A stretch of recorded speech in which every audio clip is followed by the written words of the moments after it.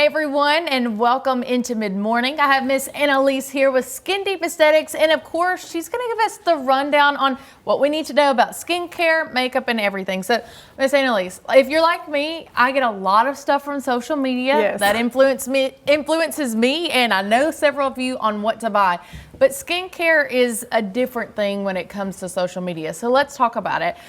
There's kind of been a trend going on recently with this beef tallow. And if you don't know, beef tallow is like animal fat that you cook with.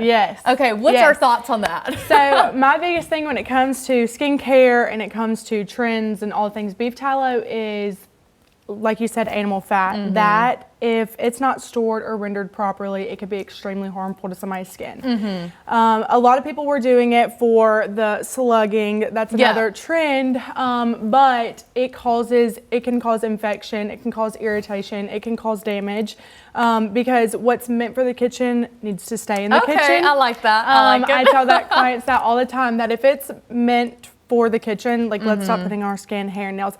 But a lot of acne clients their acne has gotten so much worse because of all the bacteria in that product. And there's not any type of scientific back with it. There's not a lot of studies on it or anything like that. Somebody posted it and the whole world ran with it. So, and then let's also talk about it. You know, influencers on social media, especially TikTok, are there to influence you to buy stuff. So necessarily some of the stuff, obviously the beef tallow, but also some of the products aren't certified by dermatologists.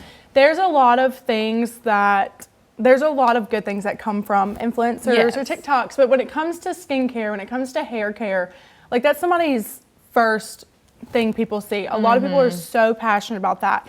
But a lot of the things that influencers do recommend is not scientifically backed. You know what I'm saying? There goes a lot goes into skincare, a lot goes into makeup, a lot goes into a lot of things to actually work, you know? And there has to be so much trial and error with products. And, you know what I'm saying? So that they can actually curate these and then put them on the market. There's a lot. Do what they're supposed to be said to be doing. Exactly. Because there's so much on the market that everybody wants to get their hands on, but everybody's skin is also different. So what works for you is not going to work for me. So it just takes a lot of knowledge and a lot of understanding. Not, oh, this feels good on my face, let me tell everybody in the entire world to go get it, when it may cause Jean rosacea or cause her to break out, or you know, stuff like that. So and also I've noticed before, you know, with certain products, I finally get my hands on it after months of not having it available, and I'm like, well, this isn't anything spectacular. So I mean, influencing is a way to get you to buy products, guys. And so this is why we find it so important. So if you do see a product that you like and you're unsure if it's going to be good for your skin,